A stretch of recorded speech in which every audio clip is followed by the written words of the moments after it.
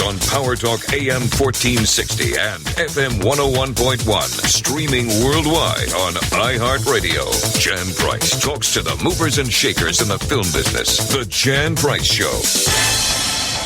You're listening to The Jan Price Show, and today my guests are Jonas Chernick and Jeremy LaLonde. And Jonas is a co-writer, producer, and lead actor in this movie we're going to talk about. And Jeremy is the director, co-writer, and editor, and they're both award-winning. And we're going to be talking about their latest film, James versus His Future Self. Welcome to the show, Jeremy and Jonas. Thanks, Jan. Thanks for having us. Well, it's my pleasure. This is such a fun movie. I really thoroughly enjoyed it. It's such a great concept. So tell me, first of all, so our audience knows a little bit about what this movie's about, since you both co-wrote it.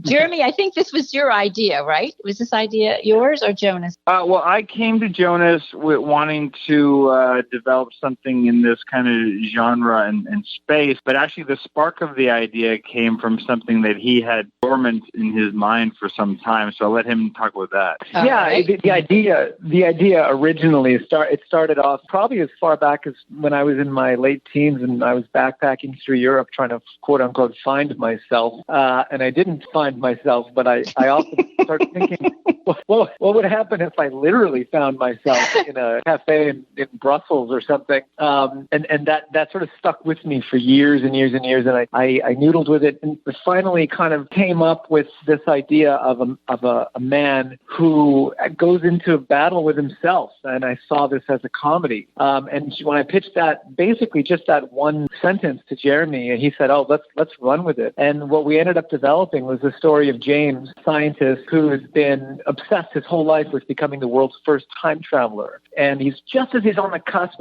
of making this sort of seminal discovery that will lead to this invention, he gets kidnapped and accosted by a grumpy, angry, older version of himself who's come back in time to say, "Please don't take that job on Friday, because if you do get that promotion, you will invent time travel and it will make you a miserable, lonely person like me, and I'm here to stop you from doing it." And so the comedy of this time travel story is really the younger James wants to pursue this because he's excited to become this world's first time traveler, and he has his own reasons for wanting to do so. And his older, wiser self is progressively more aggressively trying to stop him from doing it. It is so much fun. And then, Jeremy, how did you get involved? I mean, in this, as soon as he said that, you said, "Yes, let's jump on this," and you started writing it together? Yeah, so like Jonas said, like he kind of had the man versus himself literally concept, and so I think there might have been like a concept around time travel that Jonas had tinkered in with that, but it wasn't much further developed than that. So we just kind of batted back and forth. What would be some of the more interesting aspects of that to play with, but also like what kind of film did I want to make?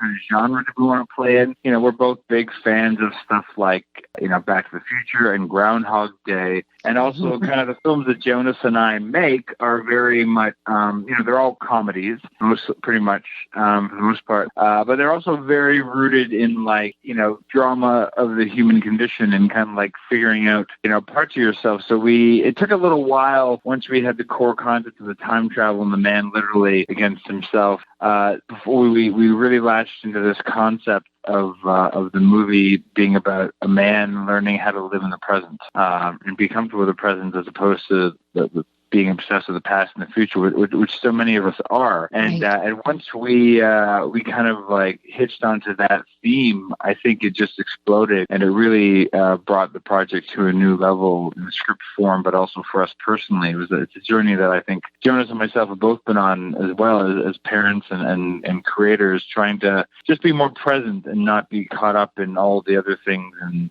past regrets and all the things we hope to do in the future, but just be focused on where we are in the here and now. And that's the greatest lesson we can all learn. And I think right now, with everything that's going on in the world with this pandemic, with the COVID-19. And, you know, what I'm hearing from many friends, is that they have become more introspective and looking at their lives and evaluating things. And they're off that, you know, treadmill that we all get on. And we've all slowed up to begin to look at those things. And I think one of the lessons for many people, and myself included, is about that, being more present to the moment. And so this movie is a great message of that. You've got the wonderful Daniel Stern playing your future self, Jonas. And so tell me a little bit about the casting of Daniel and how you attracted him to this project. Yeah, well, I mean, we had a very, very short list, and he was on the very top of it. And he's one of these actors that Jeremy and I grew up on his films, The Home Alone and City Slickers. And I mean, I remember seeing Diner when I was way too young to be seeing Diner, and really connecting with him as a character and as an actor. And so we've kind of grown up with him in these sort of seminal movies that we've watched. And so there's this feeling of nostalgia with Daniel Stern. Like we kind of know him, and he's been there with us all this time. And we thought that you know, I think as a bonus, that played in really nicely to the casting of him in this role, because this is a movie about looking back and nostalgia. But he's an underrated actor. I mean, he's known for physical comedy because of Home Alone and City Slickers, but he's a real actor. He's an actor, and he's been on Broadway, and he's done some really great stuff, but we haven't seen him do this yet. And we thought it would be so fun to watch him kind of chew up the scenery in this movie. He gets to play broad comedy, but he also gets to play, you know, deep emotion and yearning and honest. And he's so truthful and honest in the film, and he's been acknowledged for it. He got nominated for a Canadian Academy Award. He's certainly nominated for Best Supporting Actor. Yeah, and he won for the Toronto After Dark Best Supporting Actor as well. He won for what? Yeah. Say it again. Jeremy, say that again. Sorry, there was it's a very big genre festival called Toronto After Dark, and Daniel won Best Supporting Actor in that as well. Yeah, so he's won a jury prize at a big festival, and now he's nominated for the Canadian Academy Award. And he just read the script and really loved it, and got on a call with us and started talking about his ideas and his thoughts, and he became a true collaborator with us. We had the benefit of having him attached to the project almost a year before we started shooting, and so we really got to work with him, and his contributions to the story and the script and to the character were really invaluable. He's been a real part of our team. And he did help with some of the he did give you some input on some of the things from the research that I did. But what I loved about what you did in this film, because obviously the physical resemblance between Daniel Stern and yourself, Jonas, is very different, because he's 6 inches taller or something like that than you were. And I love how you addressed that in the film. Do you want to talk a little bit about that and how you did that? Yeah. I think we never really intended on finding someone that was just like 100% doppelganger for Jonas. I'll let Jonas tell the story of how once we had done. I mean, we kind of decided that whatever we wanted an actor that had the same essence as Jonas. And a lot of you, if you look at like stuff like Diner and that kind of stuff, you look at the early work of Daniel Stern, that they definitely share a lot of similarities and kind of like playing the nebbish, nerdy type. But Daniel has grown into something else, just like James is something else, or Jimmy, the second version of James that Daniel plays, has become something else. And so that's all we really wanted was the essence. And we decided that, whatever physical differences there were, we would just turn into like we'd find a gag to write around. But it was interesting too, in that like leading up to production, Jonas, put on his actor hat and we started studying Daniel Stern films. Yeah, I thought I would do not an impression of Daniel Stern, but I wanted to find notes of him in my mannerisms and in my voice and in my delivery. I was excited, a very actorly thing. I would try and incorporate him. And so we watched all these Daniel Stern movies, while we were preparing to shoot the movie, and Jeremy and I would take notes. I had a notebook, and the way that he says this long O sound, or the way that he moves his shoulders when he's angry, and I'll do this. He does this thing with his hair that when he gets excited, and And Jeremy just let me kind of do all this observing, and he was kind of laughing at the back of the room. And then when we were done, he kind of took the notebook gingerly away from me and said, no, son, we want to highlight how different you are, and that he's become something other than you. And so Jeremy found all these fabulous ways to visually mirror us and suggest that we are the same person, but that we have radically gone down different paths, and that I become this other thing. And that became much more of the vision for the film. And I think obviously that's the smarter way to go. And I'm glad, thank God I have a director. That's why he's the director and I'm a mere puppet. Well, so tell me the story about Daniel Stern's request for his accommodations for this film, because I thought that was really wonderful. Well, yeah, so we were shooting in a small town in northern Canada, and there's no 5-star hotels there, but there's some nicer places to stay. And so we put together this list of all these great hotels and really beautiful Airbnbs, the nicest, largest houses on the river, with all the amenities. We wanted him to be comfortable coming up from Hollywood to make this film.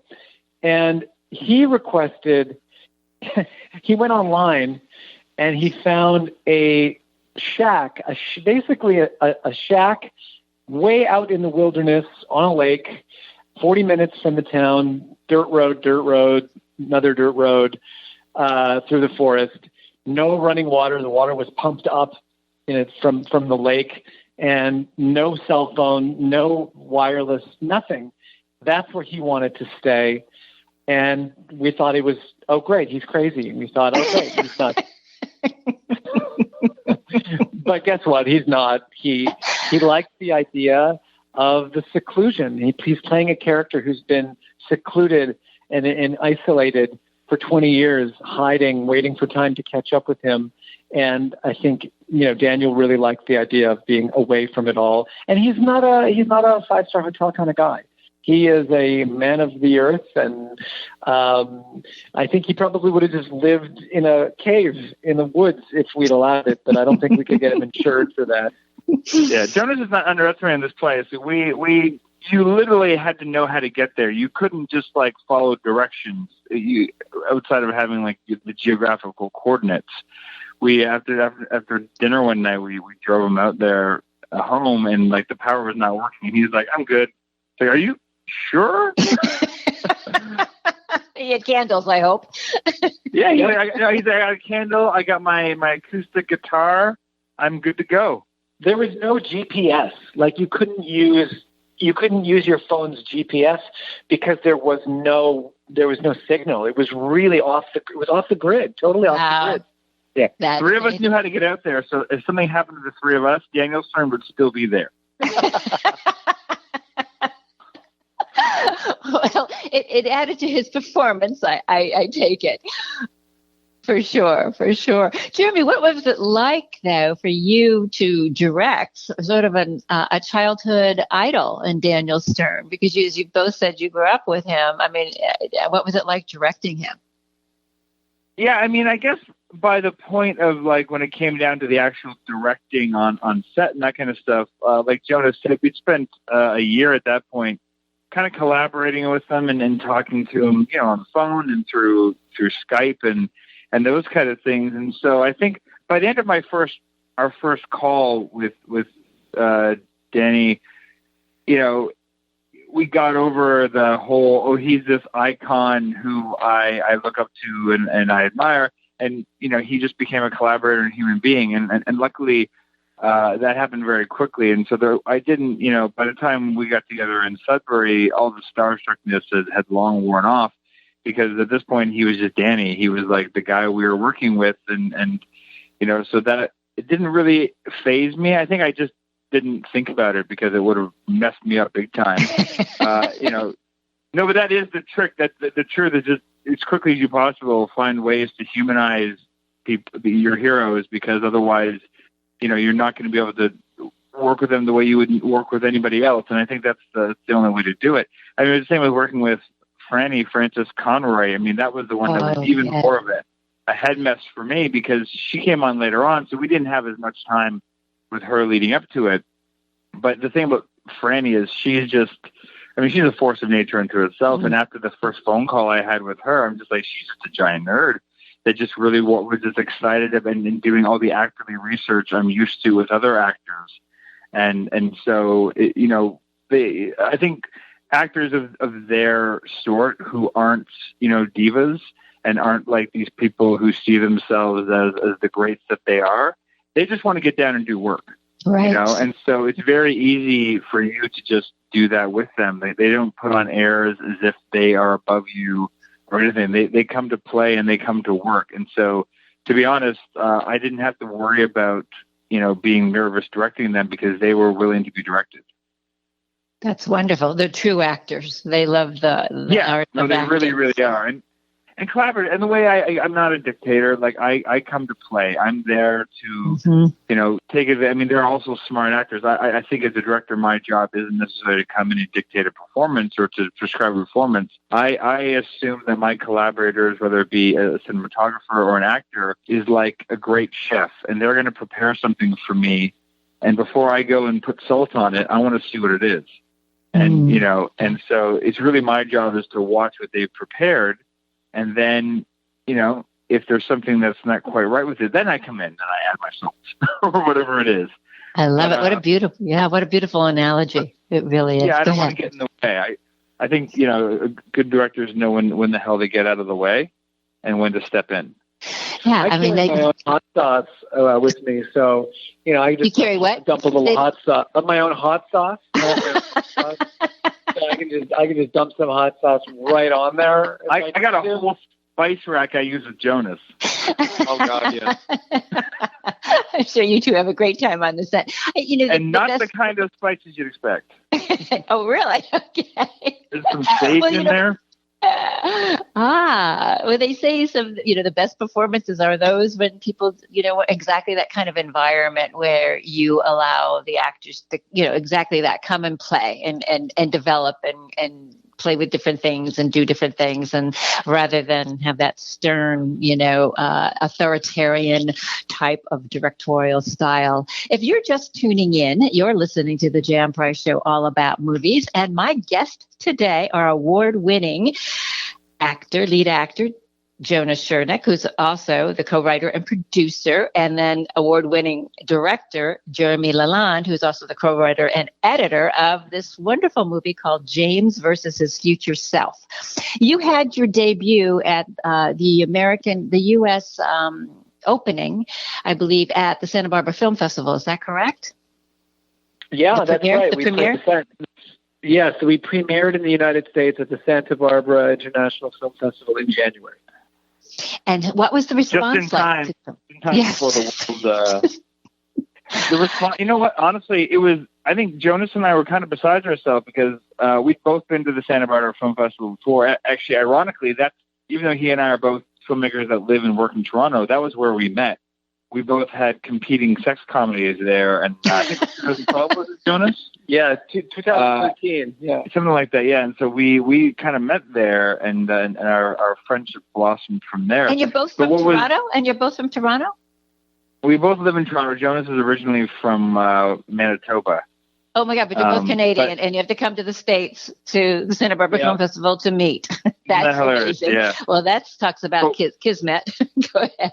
Yeah, so we were really kind of bowled over by the reaction we got in Santa Barbara because we found that, we as we were walking up and down the street throughout that entire week that we were playing, we kept on getting stopped by people who saw the movie and wanted to talk about it. And, we've both been to a lot of other festivals with a lot of other movies and this movie too. And because, a lot of that festival in particular takes place pretty much all along one stretch.